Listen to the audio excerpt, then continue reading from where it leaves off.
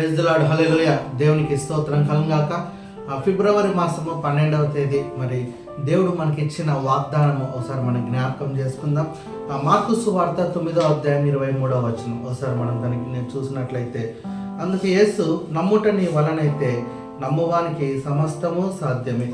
మరి యేసయ్య ఒకానొక సమయంలో మరి ఒక వ్యక్తితో మాట్లాడుతున్నాడు. తన కుమారునికి మరి ఒక దయ్యం పట్టి మరి అతన్ని విలవిడలాడిస్తూ మరి నురుగు కక్కుంటూ మరి అబ్బాయి ఎక్కడంటే అక్కడ పడిపోతూ ఉన్నాడు. మరి అటువంటి వ్యక్తిని మరి తీసుకొని వచ్చినటువంటి తన తండ్రితో ఈ మాట మాట్లాడుతున్నాడు.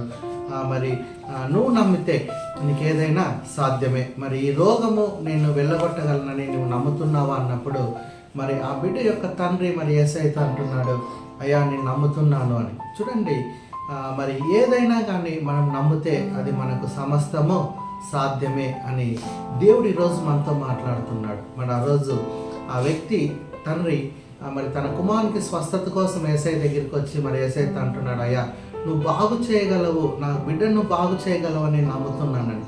ఎప్పుడైతే నమ్మాడో మరి ఆ యేసయ్య ఒక మాట మాత్రం సెలవిచ్చినప్పుడు మరి ఆ వ్యక్తి ఆ కుమారునిది మరి స్వస్థత పొందుకున్నాడు. మరి ఇది మన జీవితాల్లో కూడా మరి యేసయ్య మరి దేన్నైనా చేయగలడు అని నమ్మి మరి ఆయన దగ్గరికి వచ్చినప్పుడు మరి సమస్తము ఆయన సాధ్యమే అంటున్నారు. చూడండి, నీ సమస్య ఏదైతే ఉందో, మరి అప్పుల, రోగమా, మరి ఏ ఇబ్బంది అయినా కానీ మరి దేవుడు దీని నుంచి నన్ను విడిపించగలడు అని నువ్వు ఎప్పుడైతే నమ్ముతావో అప్పుడు దేవుడు ఖచ్చితంగా గొప్ప కార్యం మన జీవితాల్లో చేయగలడు. అందుకే ఒక చిన్న మాట చూడండి, మరణాన్నే జయించిన దేవుడు మన దేవుడు.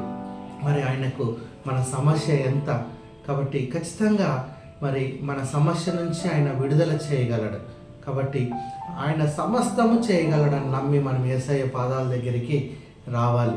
చూడండి, మరొక మాట, మరి మన కోసం ఆయన మరణించిన దేవుడు, మరి మన కోసం ఎన్నో సమస్యలు పడ్డ దేవుడు, ఆయన నిన్నెందుకు మరి ఒంటరిగా చేయి విడుస్తాడు, నిన్నెందుకు చేయి విడుస్తాడు ఆయన. కాబట్టి ఆ మరణాన్ని మన కోసం మరణించిన దేవుడు మనల్ని చేయి విడవడు.